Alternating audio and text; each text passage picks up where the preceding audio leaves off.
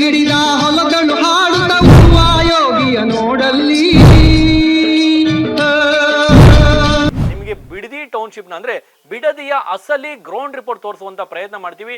ನೀವೇನು ಈ ದೃಶ್ಯಗಳಲ್ಲಿ ನೋಡ್ತಾ ಇದ್ರಲ್ಲ, ನನ್ನ ಹಿಂಬದಿಯ ಒಂದು ದೃಶ್ಯಗಳು ನೋಡ್ತಾ ಇದ್ರಲ್ಲ, 9600 ಎಕರೆ ಎಷ್ಟು ಸಮೃದ್ಧವಾಗಿದೆ ಅಂದ್ರೆ ನಿಜಕ್ಕೂ ಇದು ಬಿಡದಿನ ಅಂದ್ರೆ ಬೆಂಗಳೂರಿನಿಂದ ಕೇವಲ 30-35 ಕಿಲೋಮೀಟರ್ ಇರುವಂತ ನಮ್ಮ ಬಿಡದಿನ, ನಮ್ಮ ರಾಜ್ಯದ ನಮ್ಮ ಬೆಂಗಳೂರಿನ ಭಾಗಕ್ಕೆ ಸೇರುವಂತ ಬಿಡದಿನ ಅಂತ ಹೇಳಿ ಹೆಮ್ಮೆ ಅನ್ಸುತ್ತೆ. ಯಾಕಂದ್ರೆ ಯಾವುದೋ ಮಲೆನಾಡಿನ ಭಾಗಕ್ಕೆ, ಮಲೆನಾಡು ಪ್ರದೇಶಕ್ಕೆ ಬಂದಿರುವಂತ ಫೀಲ್ ಆಗುತ್ತೆ. ಅಷ್ಟು ಸಮೃದ್ಧವಾಗಿದೆ, ಮನಮೋಹಕ ಒಂದು ರೀತಿ ಪ್ರಾಕೃತಿಕ ದೃಶ್ಯಗಳನ್ನ ನೀವು ಕಾಣ್ತಾ ಇದ್ದೀರಿ. ನೋಡಿ, ಇಲ್ಲಿ ಎಲ್ಲ ವಿವಿಧ ವೈವಿಧ್ಯತೆ ಉಳ್ಳಂತಹ ಕೃಷಿಯನ್ನ ನೋಡ್ತೀರಿ, ಪಕ್ಷಿ ಜೀವರಾಶಿಗಳನ್ನ ನೀವು ಕಾಣ್ಲಿಕ್ಕೆ ಇಲ್ಲಿ ಈ ಒಂದು ಬಿಡದಿ ಟೌನ್ಶಿಪ್ ನಲ್ಲಿ ಸಿಗುತ್ತೆ. ಇಂತಹ ಬಿಡದಿಯ ಮೇಲೆ ಕಣ್ಣು ಬಿದ್ದಿದೆಯಲ್ಲ ಈ ರಾಜಕಾರಣಿಗಳಿಗೆ ಅಧಿಕಾರಿಗಳಿಗೆ, ನಿಜಕ್ಕೂ ಇಲ್ಲಿನ ಜನರ ಕಣ್ಣೀರ ಶಾಪ ತಟ್ಟಿದ್ರೆ ಯಾವತ್ತಿಗೂ ಕೂಡ ಇವರು ಉದ್ಧಾರ ಆಗಲ್ಲ ಅಂತಾನೆ ಹೇಳ್ಬೋದು ಸ್ನೇಹಿತರೆ. ಯಾಕಂದ್ರೆ ಇಲ್ಲಿ ಮಾತನಾಡಿಸಿದಂತ ಸಂದರ್ಭದಲ್ಲಿ ನೀವು ನೋಡ್ತಾ ಇದ್ದೀರಿ, ಈ ದೃಶ್ಯಗಳಲ್ಲಿ ಕೆರೆ ಇದೆ, ಜೊತೆಯಲ್ಲಿ ಸಮೃದ್ಧವಾದಂಥ ಇಲ್ಲಿ ಬೆಳೆಗಳು, ವಿವಿಧ ವೈವಿಧ್ಯತೆ ಉಳ್ಳಂಥ ಬೆಳೆಗಳನ್ನು ಬೆಳೀತಾರೆ.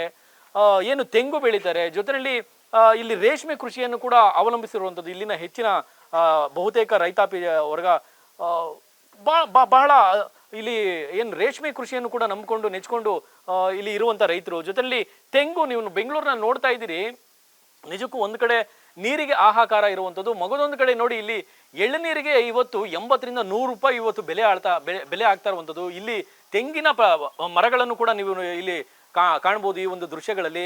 ಜೊತೆಯಲ್ಲಿ ನೋಡಿ, ರೈತರಿಗೆ ಇಲ್ಲಿ 2 ಕೋಟಿ ರೂಪಾಯಿ ಕೊಡ್ತೀವಿ, 1 ಎಕರೆಗೆ 2 ಕೋಟಿ ರೂಪಾಯಿ ಕೊಡ್ತೀವಿ ಅಂತೇಳಿ ಏನು ರಾಜ್ಯ ಸರ್ಕಾರ ಆಮಿಷ ಒಡ್ಡಿದೆಯಲ್ಲ, 2 ಕೋಟಿ ಅಲ್ಲ 10 ಕೋಟಿ ರೂಪಾಯಿ ಕೊಟ್ಟರು ಅಷ್ಟೇ ಪುಟ್ಕೋಸಿ ಅಷ್ಟು ಜಾಗ ಕೂಡ ನಾವು ಕೊಡೋದಿಲ್ಲ ಅಂತೇಳಿ ಕಡ್ಡಿ ತುಂಡಾದಾಗೆ ಇಲ್ಲಿನ ರೈತರು ಬಹಳ ಆಕ್ರೋಶಭರಿತರಾಗಿ ಮಾತನಾಡ್ತಾ ಇರುವಂಥದ್ದು. ಜೊತೆಯಲ್ಲಿ ಇದು ಬರಡು ಭೂಮಿ, ಇಲ್ಲಿ ಯಾವ ಬೆಳೆನೂ ಬೆಳೆಯೋದಿಲ್ಲ ಅಂತೇಳಿ ಏನು ಬುರುಡೆ ಬಿಡ್ತಾರಲ್ಲ, ಬುರುಡೆ ಬಿಡೋದಕ್ಕೆ ನೋಡಿ ನಿಮಗೆ ಅದಕ್ಕೆ ನಾವು ಏನು ಗ್ರೌಂಡ್ ರಿಪೋರ್ಟ್ ತೋರಿಸುವಂಥ ಪ್ರಯತ್ನ ಮಾಡ್ತಾ ಇರುವಂಥದ್ದು.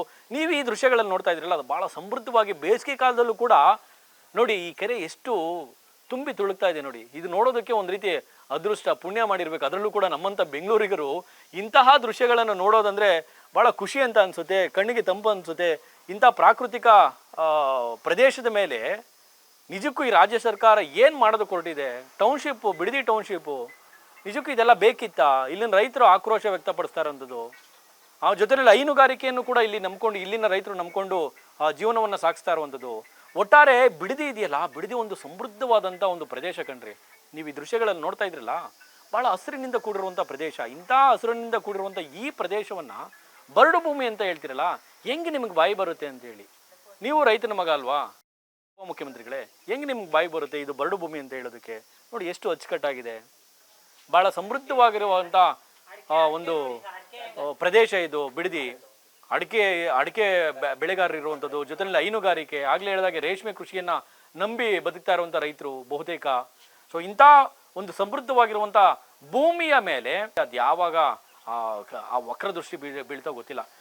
ಒಟ್ಟಾರೆ ನೋಡಿ, ಈ ದೃಶ್ಯಗಳಲ್ಲಿ ನೀವೆಲ್ಲರೂ ನೋಡಿದ್ರೆ ಬಿಡದಿಯ ಅಸಲಿ ಚಿತ್ರಣ ನಿಮಗೆ ತೋರಿಸುವಂಥ ಒಂದು ಗ್ರೌಂಡ್ ರಿಪೋರ್ಟ್ ತೋರಿಸುವಂಥ ಒಂದು ಪ್ರಯತ್ನ ಮಾಡಿದ್ವಿ. ಈ ರೈತರ ಕಣ್ಣೀರ ಶಾಪ ತಟ್ಟಿದ್ರೆ ಯಾವತ್ತಿಗೂ ಕೂಡ ನೀವು ಉದ್ಧಾರ ಆಗೋದಿಲ್ಲ.